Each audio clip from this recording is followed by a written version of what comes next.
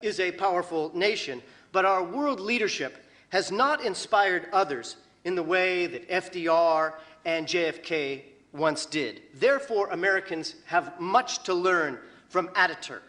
But sadly, again, the vast majority of Americans do not even know Atatürk's name.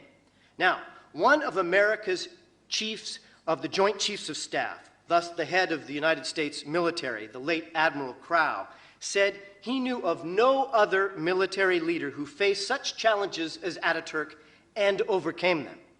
Unlike most Americans, Crowe knew that Atatürk handed Churchill his hat at Gallipoli, and Admiral Crowe noted that in the later Turkish War of Independence, Atatürk raised and trained an entire military from scratch, indeed creating on the fly the industry to support that military, then succeeded in gaining independence against multiple Western powers.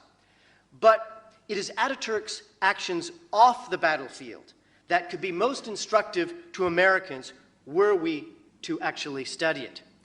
Atatürk said to the many Australians and New Zealanders, and of the many New Zealanders and Australians who died in Turkey under British command, quote, "After having lost their lives in this land, they have become our sons as well."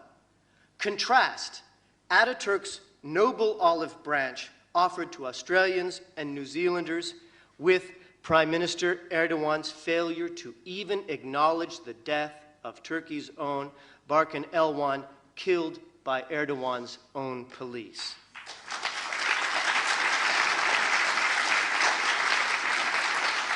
Now, I know that you know the history of Atatürk, but American fundamentalists, the religious fundamentalists, the many American theocratic politicians whom I write about in my book could learn from the founder of the Republic, because it was Atatürk who separated religion from state, gave women voting rights early, granted equal marriage rights, dramatically increased literacy, with compulsory secular education, instituted civil law, and in so many ways directly defied religious conservatives in a way that should be instructional in America as our separation of religion and state crumbles before us.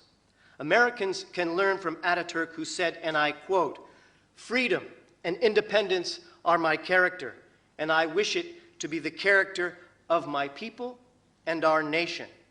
Now, that sounds like a perfect tweet, don't you think? And you know, there are some who say Twitter mitter. But Atatürk said freedom and independence. And it just so happens that I have his quote ready for you to tweet right now. So please, take out your phone. And you can retweet it. There is my Twitter handle right there. We tweeted this quote last week in Ankara without the permission of Erdogan, and we do not seek his permission now. My Twitter handle is Sean Fairclough. Let's please retweet Atatürk's words in memory of Barkan Elwan, who lost his life. Now,